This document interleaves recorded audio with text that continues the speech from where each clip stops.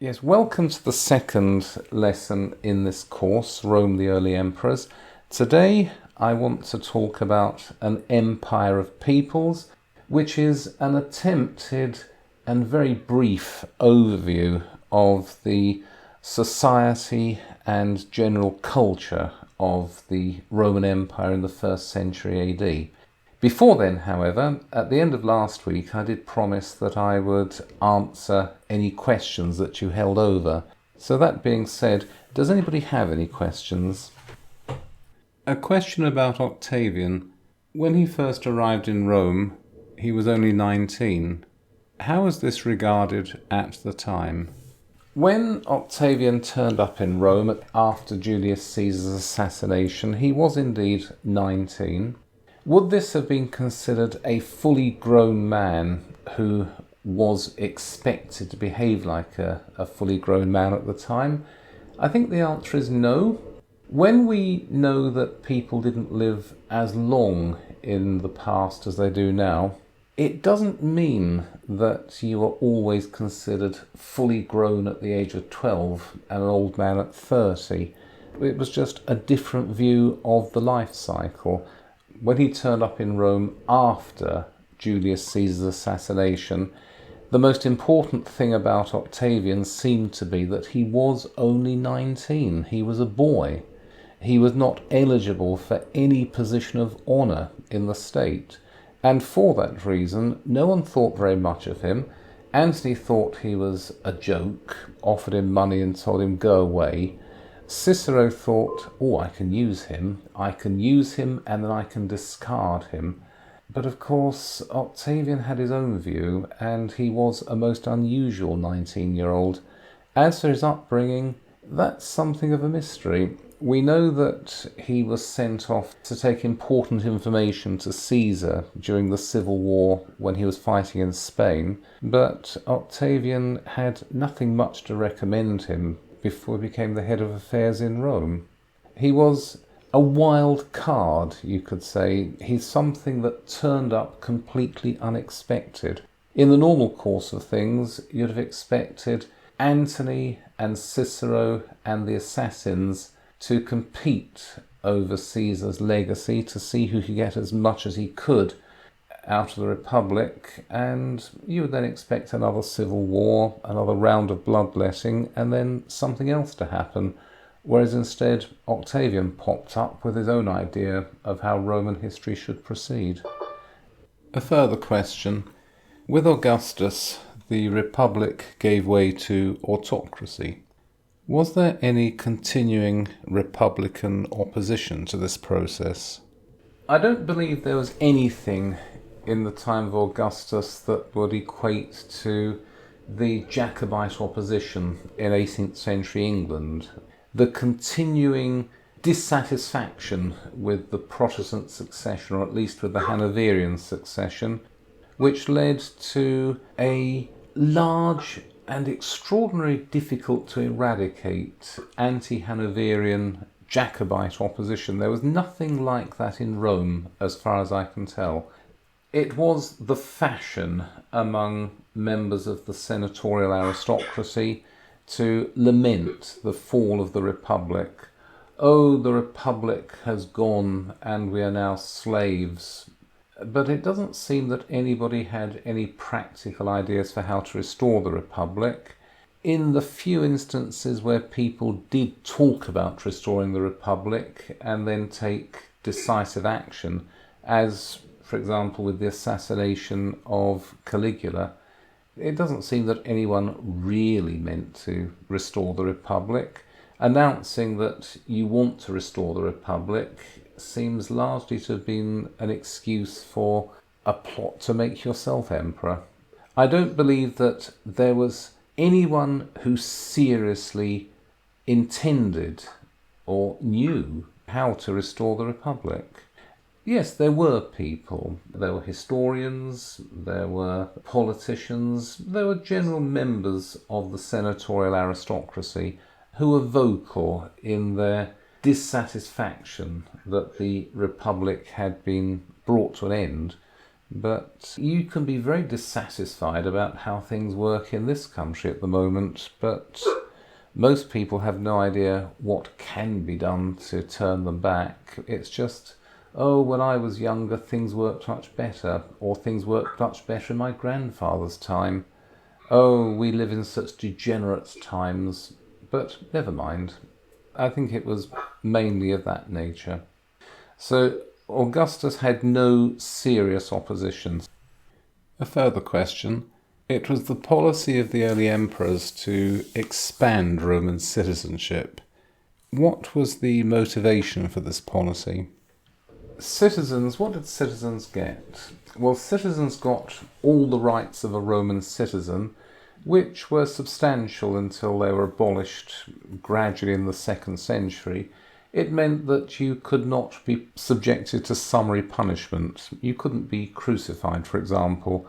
You couldn't be condemned to the mines. You couldn't be treated badly by the authorities. You had the right of appeal to the emperor in Rome, which meant the praetorian prefect.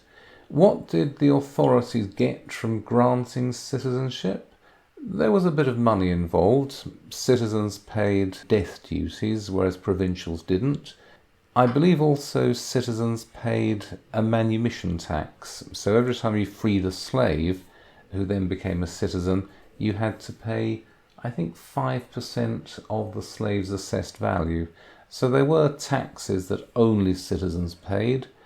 You could argue that citizens had military service obligations, but those were difficult to enforce. I think what the authorities mostly got from a judicious spreading of the citizenship was that if you give citizenship to the most important men in any particular community, then they have a personal incentive to keep that community loyal to Rome. It was a very clever policy. It doesn't look as if the Roman government at any time was ever substantially embarrassed by its rather liberal policy with citizenship. There were conservative aristocrats in Rome who thought that Nero had gone much too far when he turned up in Greece and handed out citizenship or scattered citizenship documents like confetti. But this was part of the long-term policy of the emperors. When you have increasing numbers of citizens from outside Rome and outside Italy, and indeed when you have citizens who are from Syria and Egypt and Greece and all these other places, their own view of you as the emperor will be different from that of Romans and Italians. Over time, by expanding the body of citizens, you can transform the body of appointed officials so that they become much more friendly to the idea of absolute divine right government. Those who got citizenship received benefits, and the government that conferred those citizenships also received benefits, financial and moral. Here the questions end, and we move to a discussion of the slides. There is a temptation when you talk about the early emperors to focus on the early emperors because they are among the most photogenic people in history. You have people like Augustus, who is undoubtedly a star in terms of history. You want to know about him. You want to know about what kind of a man he was, what his home life was like, whether he was indeed murdered by his wife at the end, and whether she had murdered his grandchildren. You want to know all of the scandals in Rome within and around the house of Augustus. Or if you turn to Caligula, he is again compulsive viewing. He appears to have had serious mental health problems, to use the modern terminology. Or you can turn to Nero, an absolutely unrestrained showman, and a man about whom you can put very substantial arguments on both sides. And so the tendency or the temptation when you are discussing the early emperors is to discuss the early emperors and nothing else. But the emperors were emperors of an empire. Here is a map of the thing. It stretches from the English Channel down to the borders of modern Sudan. It goes from Casablanca to the Crimea. It was filled with peoples. Not just the citizens of Rome, indeed not just the senatorial aristocracy or the imperial family. There were many millions of other people, and so we should know something about those people. That is what I want to talk about today. Let me begin, however, with the emperor. An emperor's job was to sit at the head of the administration of the empire and to deal with matters that no government minister, that indeed no permanent civil servant head of a department would ever consider dealing with for himself.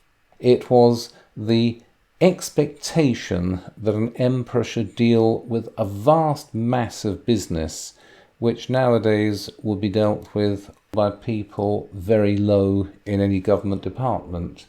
Augustus would spend all day, every day, listening to letters. Letters sent in from the various governors, letters sent in from the cities over which the governors were ruling, letters sent in by individual subjects, and all of these correspondents expected and usually received a reply written by the emperor himself. You have some anecdotal evidence for this. Caligula, not a man who was terribly attentive to government business on the whole, but he once read a letter from the governor of Syria. He grew increasingly angry as he read it. At the end, he dictated a reply and had it sent off. The reply was the usual deep unpleasantness, but that is an example of how the emperors governed. They governed directly by issuing instructions. Vespasian and Titus, the first two emperors of the next dynasty, they spent most of the day. They would get up early in the morning and listen to correspondence and write their responses. And here in the blue boxes you have some written examples. Early in the next century, after the end of the Julio-Claudian and Flavian houses of emperors, you have about 80 years of semi-elected emperors elected by the Senate. Trajan sent Pliny off to govern Bithynia. In Bithynia, Pliny came across various Christians, and he wrote off to the emperor asking what he should do with them. You have the governor of a province writing a letter to an emperor asking, "What am I supposed to do with these Christians? I've had no experience of dealing with them. How should I punish them? Should I punish them? What do you think I should do?" The emperor doesn't write back saying, "Dear Pliny, I refer you to the enclosed practice note from the time of my predecessor." No, what Trajan does is he writes back saying, "You observed proper procedure, my dear Pliny, in sifting the cases of those who had been denounced to you as Christians, etc., etc. Not possible to lay down any general rule, but here is what in your position I would do." This correspondence has survived partly by accident, partly because it deals with the early Christians. What it illustrates here, though, is the degree of close attention that every inhabitant of the empire could expect of the emperor. It was not the case that the emperor would sit back and allow the empire to be governed on his behalf. The emperor was expected to be the head of the government and indeed to do a lot of work that nowadays, as I keep on saying, would be transacted by people much lower down in the system. So there is the emperor. Let us now look at the division of the provinces. I discussed this last week. The dark red areas are the imperial provinces. In those provinces you have substantial armies, and the emperor appoints the governors, and the governors report directly to the emperor. The pinky areas, those are not militarily hot. They are areas at peace. Those are governed as if Rome was still a republic. Somebody serves out his term as consul in Rome, he's then sent off to govern North Africa, or something like that. It doesn't make a huge difference in practice because at one or two removes, the emperor still appoints everybody, and everybody is answerable to the emperor. It's just a question of how many links there are in the chain of command. However, look also at these bright yellow parts of the empire. These are regions which are, to all intents and purposes, part of the Roman Empire, but they are not formally governed from Rome.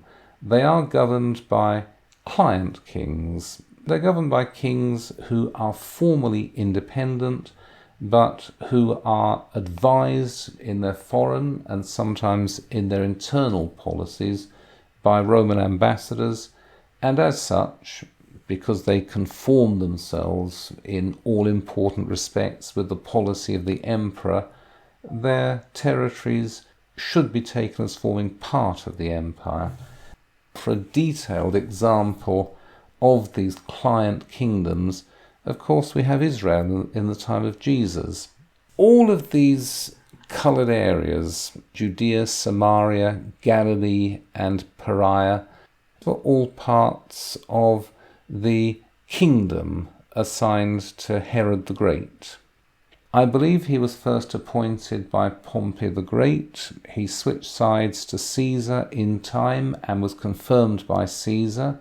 He then switched his allegiance to Mark Antony, and after Actium, when Octavian was in Cyprus on his way to Egypt to sort out Antony and Cleopatra, Herod turned up saying, "I have made the most awful mistake, but I am loyal to Antony, and I'm afraid loyalty requires me to resign my position."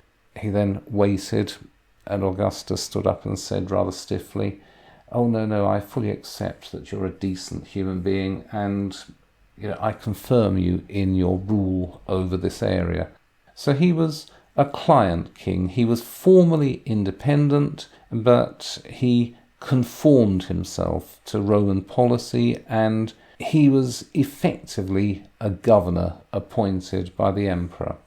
What makes this whole area so important is that after the death of Herod the Great, Judea was assigned to one of his sons, and Augustus stepped in 6 AD and deprived him of his area on the grounds of incompetence and general unfitness for office, and Judea was attached to the province of Syria, but put under the rule of a Roman official called a procurator. We know the generality of what happened next. Quite large parts of the empire were not directly ruled from Rome. They were not ruled by the emperor. They were ruled by client kings. Let's turn to the demography, or let's look at population statistics and the structure of the population. Now let's look first of all at this central blue box, the population. Until the early 18th century, it was generally believed by scholars that the Roman Empire had had a population of well over 150 million people, and as such was a great deal more densely populated than 18th century, or rather 17th century Europe and 17th century Mediterranean in general. There was a general belief that the Roman Empire had been more heavily populated, wealthier, and in general more civilized than modern Europe. In the 18th century, partly led by men like David Hume on the populousness of ancient nations, for example, it was realized that the Roman Empire had not been as densely populated as modern Europe. It may be that Asia Minor in the 18th century was largely empty of peoples, and this remained the case until the early 20th century.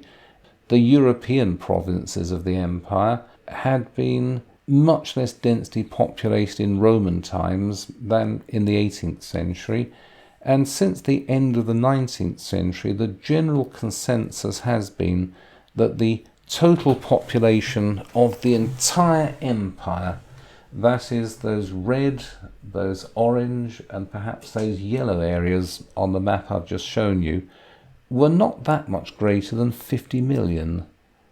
And if you take the empire, imagine this vast area filled with just 50 million people.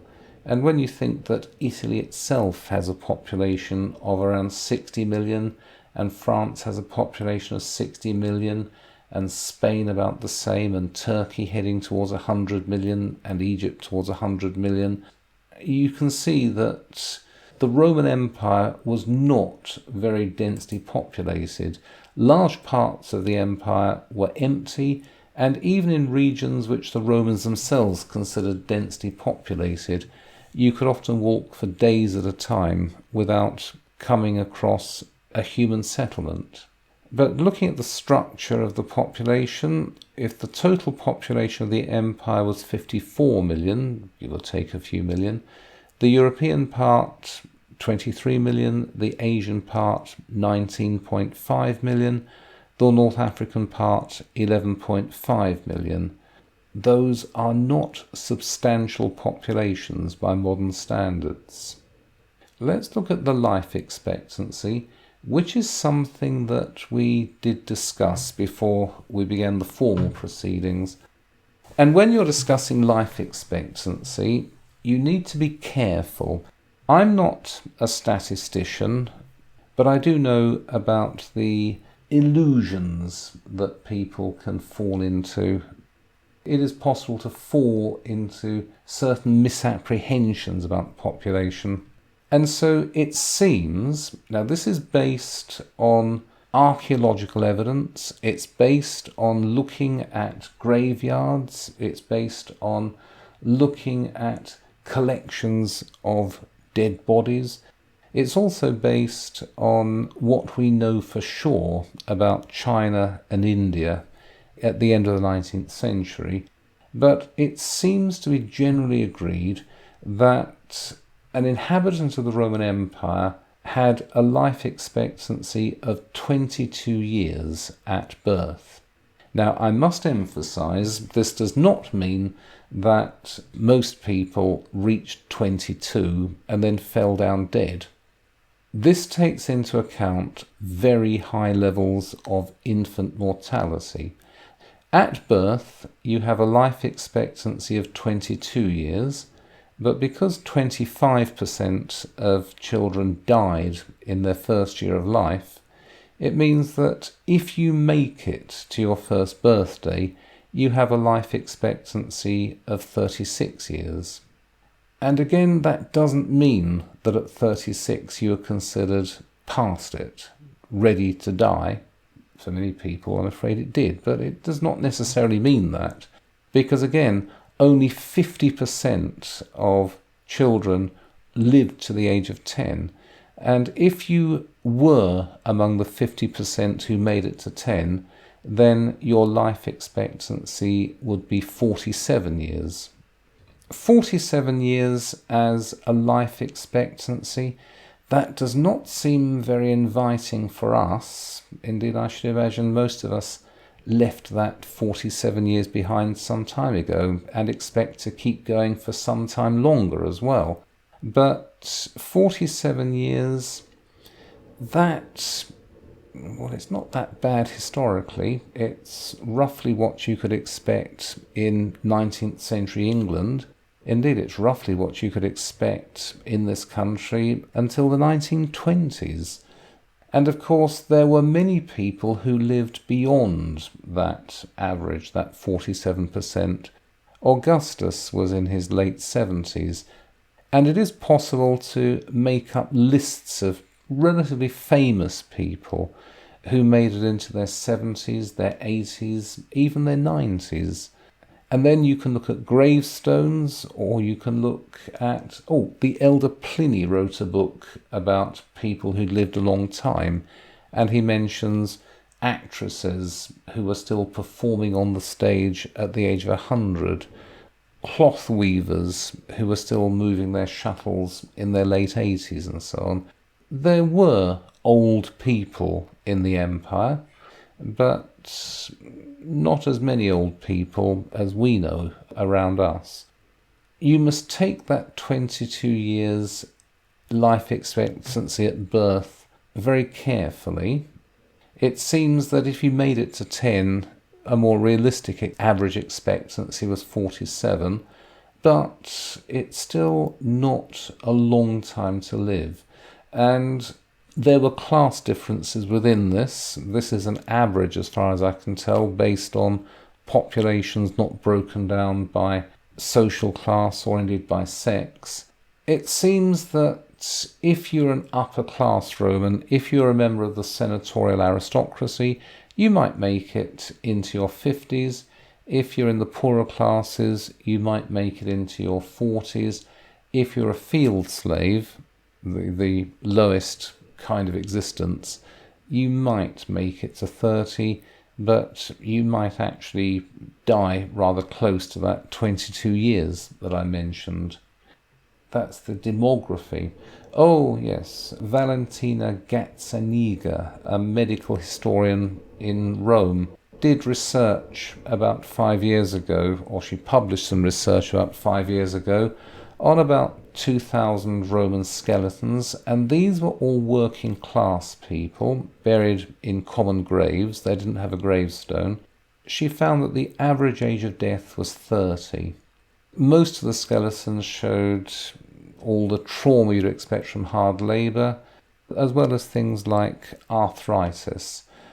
People could not expect to live for a very long time. Even the higher classes were lucky if they made it past their 50s.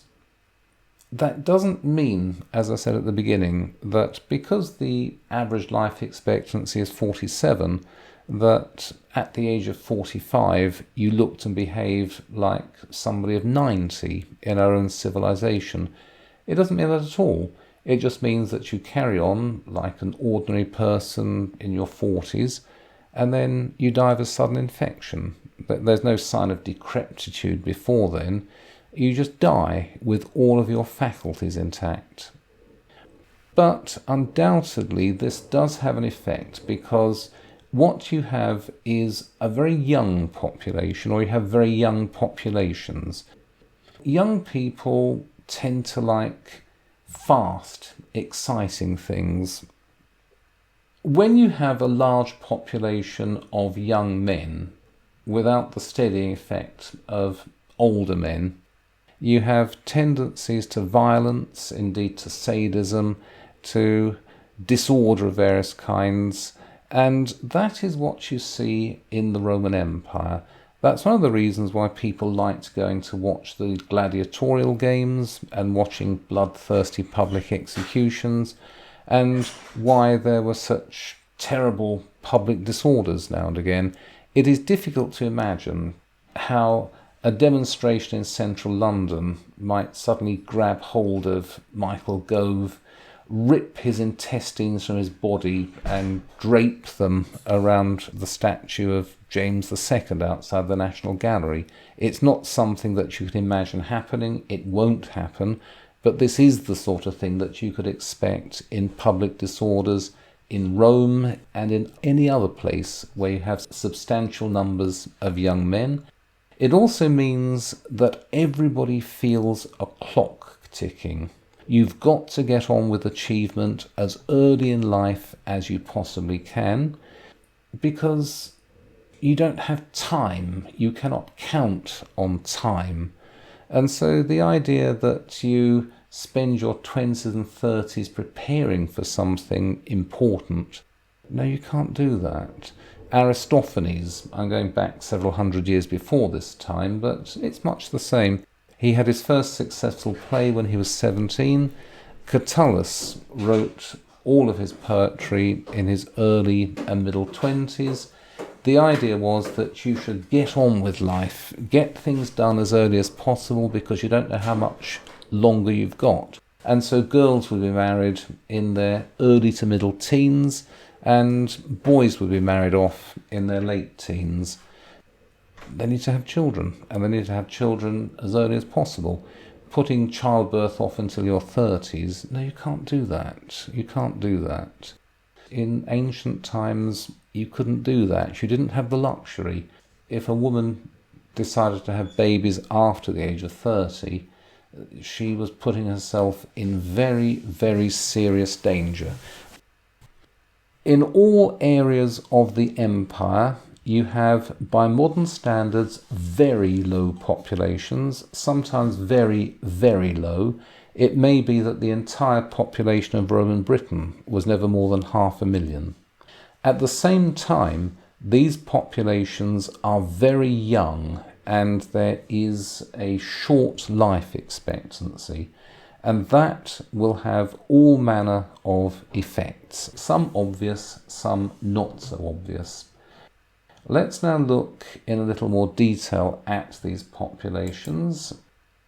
Here is country life, about which we don't know much at all. Look at this from Galen, writing about 150 AD.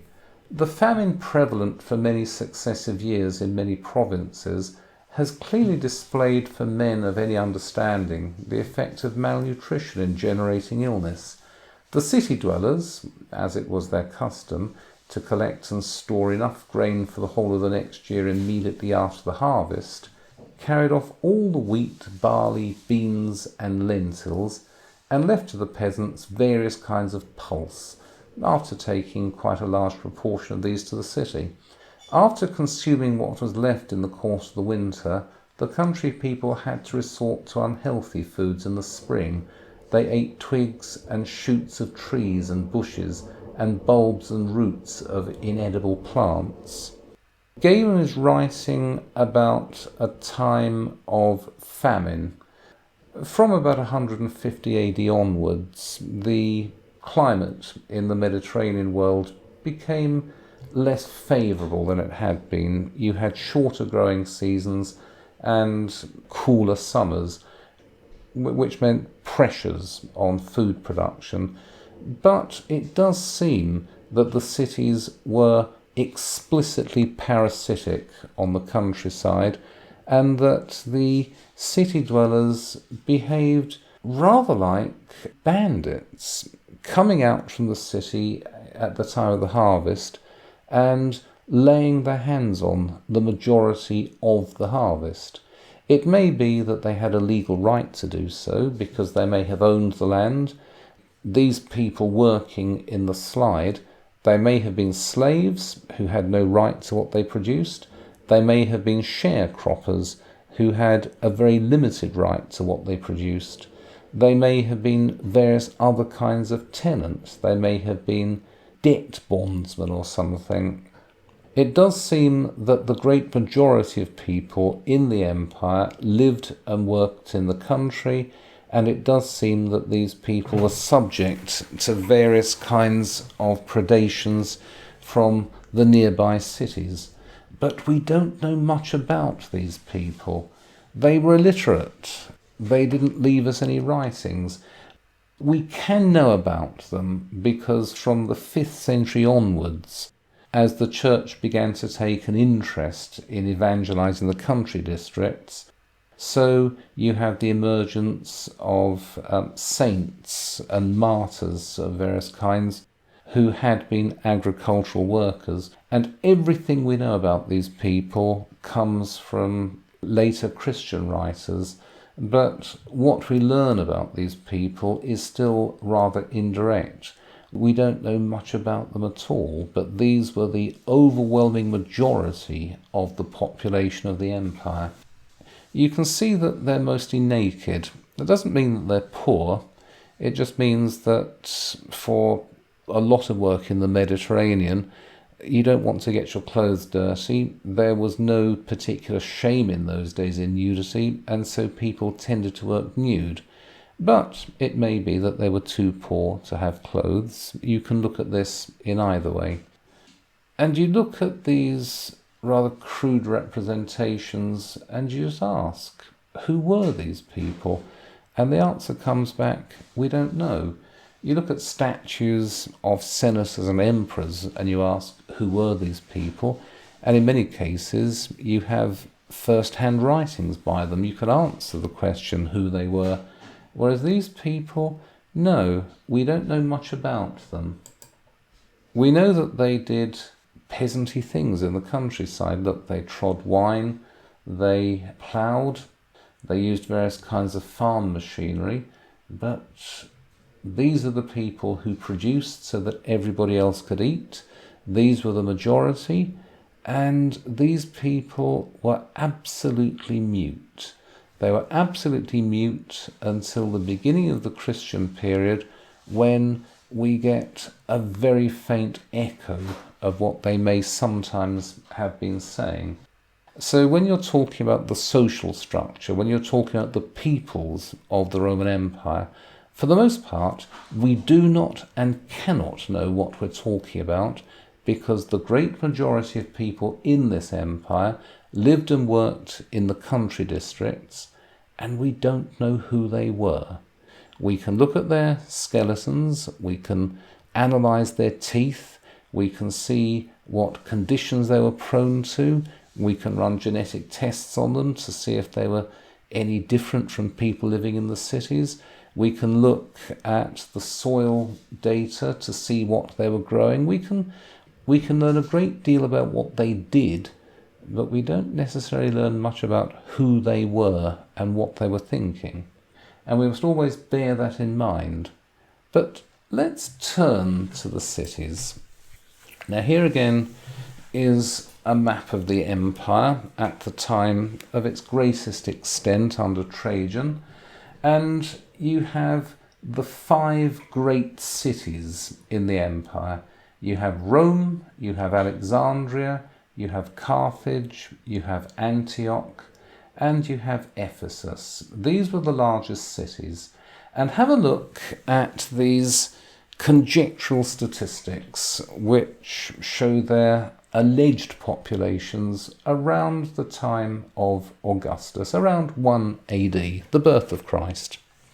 I suspect these statistics are a bit on the conservative side, but let's look at them. Rome itself, a population of 350,000. Alexandria, a population of 216,000. Antioch, which we always think of as a vast and lavish city, 90,000. Carthage, the richest city in North Africa, the largest and the richest city in the richest province of the Western Empire. So Carthage, a population of 50,000. Memphis in Egypt, 34,000. Athens, 28,000, which sounds reasonable to me. But Naples, 15,000. Hippo Regius, that's in North Africa. St. Augustine was later on the bishop of that city. That apparently had a population of 10,000. Jerusalem with a population of 10,000. I really have trouble accepting that. But if Jerusalem did have a population of 10,000, a normal population of 10,000, then assuming that the numbers would expand to maybe 50 or 100,000 at the time of the Passover, you can understand the chaos that surrounded the trial and execution of Christ and the great nervousness of the Roman authorities. And Trebizond, which is on the southeastern shore of the Black Sea, 10,000, that sounds likely. These are, by modern standards, pitifully small populations. Indeed, Damascus, which I've always thought of as a huge city, that has a population in 1 AD of 31,000. I live in Deal. It's a little town equidistant between Ramsgate and Dover. Deal has a population of about 30,000. And so I live in a town. I don't live in a city. I live in a town that has a larger population than Jerusalem in the time of Christ, a larger population than Athens at the same time, and a population about the same as Damascus, which is a large and wealthy city. We are talking about generally very small populations. I suspect that some of these statistics are too conservative. I suspect that the population of Rome was actually closer to 500,000 and maybe closer to 750,000. Our reconstruction of ancient population statistics is always conjectural, and there are legitimate arguments over it. Quite often we don't have any direct numbers. The ancients did collect census statistics, but they generally threw them away after they were used. They also collected their statistics in ways that make it very difficult to work out overall numbers. Remember how in chapter 2 of Luke, Caesar Augustus sent out a decree that all the world should be taxed, and so everyone had to go back to his domicile to be counted. The Roman officials would not count the number of people in a household. The officials would simply count the number of households, because it's the households that paid the tax, not the individuals. And so when we're told that there were so many households in a particular place, then we have to work out ourselves, what is the average number of a household? Well, let's assume a husband and a wife. Let's assume 3 children and 2 slaves. There you are. And you see, every one of those assumptions is a guess. So you can use the same basic statistics in the manuscripts, and you can reach radically different numbers. And that's assuming that you can trust the numbers given in the manuscripts, because numbers are terribly prone to textual corruption over several thousand years. Otherwise, you have throwaway comments by writers at the time. Plutarch, for example, writing around 120 AD, says that Egypt in his day had a population of about 7 million. Well, did it have a population of 7 million? And if it did, how did he know that? Population statistics from the past are difficult. Indeed, probably a lot of our research is based on what we found for Paris in the early 19th century. You ask, how many people can squeeze together in a pre-modern city? What is the maximum population density? Let's assume that of Rome, which we know has this particular area, and you can extrapolate from the population of central Paris around 1800 to the population of Rome around whatever time in the past. But it is difficult. But these are the general consensus statistics. So you're talking about a large geographical area with small overall populations. You are talking about an almost total focus on the city populations, because they're the people we know most. And looking at the numbers for these cities, the cities themselves did not contain that many people. But because I can, I'll show a picture of the centre of Rome. This is not in the time of Augustus. This is around 100 AD, after the building of the Colosseum. Notice the aqueduct bringing water into the centre of the city.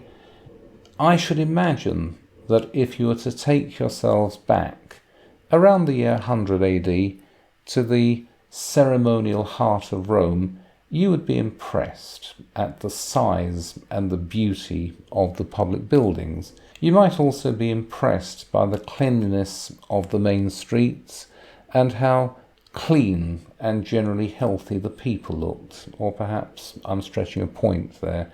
You might not be impressed by the cleanliness and the health of the people walking past you on the street.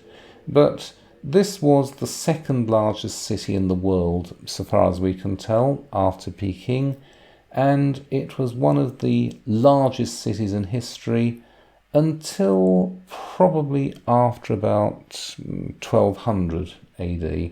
So the centre of Rome, or Rome itself, must have been an impressive city even by our standards. So the population of Rome may never have been greater than 500,000 or perhaps 750,000, but undoubtedly Rome was an impressive city. But I'm not sure what you can say about some of the smaller cities, Jerusalem, for example, or Naples, or Bologna. Let's look at the languages. This is a language map of the empire around 330 AD, and this is what we're used to. The blue areas in the east, why, those are the Greek areas. The red areas, those are the Latin areas. Again, this is a picture imposed on this map simply by looking at the cities. It may well be that in the east, the language of the great majority of people living in places like Nicomedia, Ancyra, Sebastia, Antioch, Damascus, etc. It may well be that the majority language in those cities was Greek, just as it may well be that the majority language of people living in Milan or Mediolanum and Toletum and Londinium and Lutetia, it may be that the majority language in those cities was Latin. But to say that these red areas were Latin-speaking and the blue areas were Greek-speaking is a gross simplification. All you can say is that the official languages in these areas were one of the two classical languages. If you look in more detail, and it is difficult to look in detail because, as I said, the great majority of people were illiterate. They left nothing behind them. Quite often you rely on statements by the literate to the effect of, as I passed through this part of Syria, nobody spoke Greek, so I couldn't buy another horse or something. But this is a slightly better representation of the languages in the empire. Indeed, this tries to represent the languages within the empire and beyond the boundaries of the empire. But have a look. Linguae Italicae. These are the Italian languages, again, around the birth of Christ. The majority of people in the Western Empire spoke various dialects of Celtic. Even in northern Italy, the majority may have spoken Celtic languages. And if you look in the east, you can see that Greek is the majority language in very small coastal strips. Mainland Greece itself, though only the south of the country, what is now Western Turkey, and coastal strips of the Black Sea, a bit of northern Egypt, a bit of northern Africa. The majority languages everywhere else were Celtic, Germanic, various Semitic languages, that would be Coptic, Syriac, Aramaic, and other languages which have not survived. And so the majority of people were probably unfamiliar with both Greek and Latin. If the only languages that you spoke were Greek or Latin, you could certainly jump from city to city and expect to be understood everywhere. Oh, if you're a Latin speaker, you could expect to go anywhere within the West, as long as you stayed in the city areas. You could expect to go to North Africa, to Spain, to Gaul, even to Britain, and to be understood as a Latin speaker. You could not expect to be understood as a Latin speaker in the Eastern Mediterranean. The Greeks themselves generally refused to learn Latin. In the Eastern Mediterranean, if you spoke Greek, then you could expect to go to any city in the Eastern Mediterranean and be understood. You could also expect to go to most cities in the Western Mediterranean, particularly the coastal cities, and be understood in Greek. But the moment you step outside the city gates into the countryside, you'll find that people speak Thracian or Syriac or Aramaic or Celtic or Punic or all sorts of other languages, and as I said, quite often they would have spoken languages which no longer exist and which are attested in inscriptions amounting to about 20 words in total. This is an empire of immense linguistic diversity. At the outset, at least, there's nothing holding this territory together except the fact that it has been conquered by Rome and it is now defended by Rome. As the empire proceeds, and certainly as Christianity becomes established as the official faith of the empire, you see Greek and Latin both expanding rapidly and steadily throughout the empire, so that around 600 AD you could see that the territory of modern Turkey, which around the birth of Christ is a patchwork of different languages, probably spoke Greek either as a first or as a very good second language. And at the same time, even though the Western Empire had fallen, the extension of Latin throughout the whole of France and Spain was now being hastened by the Church. It seems that France and Spain became Romance language-speaking countries only after the fall of the Western Empire. But in the time of Augustus, there was no linguistic unity, there was no religious unity, there was no national unity. And these were challenges which had to be addressed consciously or unconsciously over the next 4 or 5 centuries. The rich. And we know a lot about the rich because they've left their writings, we can see what they looked like. And yes, we know a lot about the rich. We know what they ate, we know how they slept, we know about their marriage customs. We have any number of representations of the rich as they go about their daily life. We can see their houses. There's a house from Pompeii. I think it might be the house of Caecilius, but I'm not sure. There is a reconstruction of one of the country houses of the rich in the West. This was a country house in northern Italy or in France. Notice that although it is the luxurious country residence of an important man, notice that it's built as a fortress with that strong high wall surrounding it and a stout wooden gate giving access to it. That is because, along with very low population densities, you also have paper-thin conditions of social peace over large parts of the empire. You have the artifacts of the rich. These are bronze statues from Herculaneum, mostly from the villa of the papyri. We know a lot about the rich. We have their writings. We know what they were thinking about. We know what they ate. We know how they got married. We know how many children they had. We know how long they lived.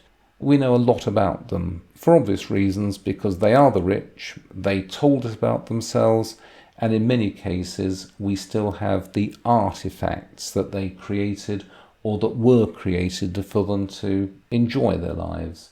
But again, we are talking about a minority of a minority of a minority. If you assume that the population of the empire was about 50 million, you may be looking at about 50,000 people who were very rich.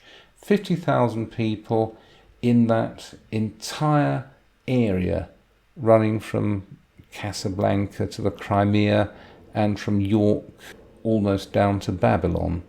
50,000 rich people at any one time. The great majority of people didn't live in the cities, and of those who lived in the cities, the great majority themselves were not rich, and again, we don't know much about these people.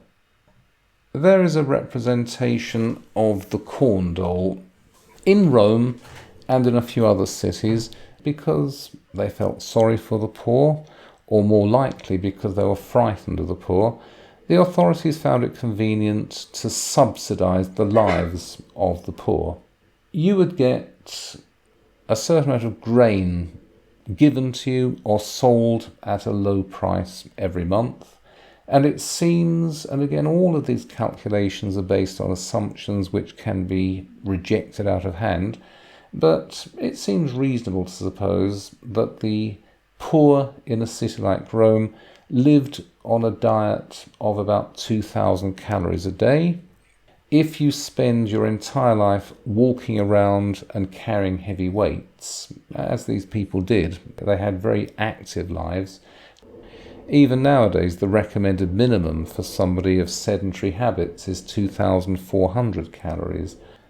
Most of the Roman poor were on something like the edge of starvation. Outside of Rome, in the smaller towns of Italy and the West, there were occasional famines. There were times of great shortage. And I showed you that extract from Gaydon earlier, which speaks about general famine in the countryside. The poor, we don't know much about them. We know that they were sometimes in the larger cities largely kept alive by state and sometimes by private charity.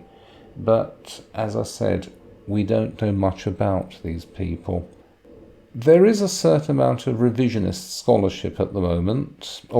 The general assumption for most of the past 150 years was that the Roman Empire was a seriously underdeveloped society. A bit like India in about, let's say, 1930, or China at the beginning of the communist period. A society without substantial industry and with very little capital investment on the land. More recently, this view has been challenged, and it may be that living standards were somewhat higher than we think they were. But I must say that looking at everything that I've looked at, I don't see any evidence that the Roman Empire was substantially more developed than places like China, India, the world outside Europe before about 1900, and maybe no more developed than the world outside Europe before 1800. It was a place of low populations, of low life expectancy, and of very low levels of capital accumulation, and its general economic structure was one of systematic underdevelopment. Where the poor lived, well, those look rather jolly places, don't they? It looks rather like the Docklands district of London. But this is where the poor of Rome mostly lived. And although they look rather nice from the outside, you must imagine 3 or 4 families crammed in per room. You have no piped water, and in the summer these places become very smelly and unhealthy, and they are continuous batteries of disease. Indeed, Rome in the hotter months of the year became so smelly and so infectious that everyone who could afford to got out of the place and moved down to the Bay of Naples, where the rich would have their summer houses in towns like Pompeii, Herculaneum, Stabiae. Perhaps, in retrospect, not the most advisable places to have a holiday home, but until the volcano exploded, it was rather nice. What I've done so far is to look at the empire outside the imperial palace And it's not the kind of place where you or I would like to have lived. Oh, I can tell you at once that if I had the chance to go there as a tourist, I would go there for long periods and I would wander around. I would like to see Alexandria and Rome and Athens, and I'd like to see Jerusalem, and I would like to be carried in a litter through many of the country districts. There's a lot I'd like to see, but would I like to live there without modern medicine? And the answer is no. Under no circumstances would I give up my life in rather aseptic modern England for a life of whatever excitement and achievement in the Roman world. The present is in every sense better than the past. I used to play a game with my mother when I was a boy. When would you like to have been alive? And my mother and her friends would talk about ancient Egypt, Elizabethan England, Renaissance Italy, and the assumption underlying all this was that you would be born into the 0.5% of the extreme upper classes, and you'd have decent teeth and good nutrition and a generally good constitution. And you certainly wouldn't be one of the overwhelming majority of people who would be slaving away in the fields until you drop dead of influenza in your early 30s.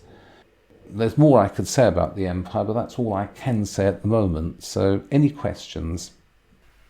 One of the students has an archaeological background. She refers to the universal prevalence in ancient times of intestinal worms. Nowadays, almost the first thing the archaeologists do when they dig up something is look for the toilets, because you dig around and you find out what people had been eating and what else was inside their bodies. And the ancients appear to have been very well endowed with tapeworms, ringworms, and parasites of every kind.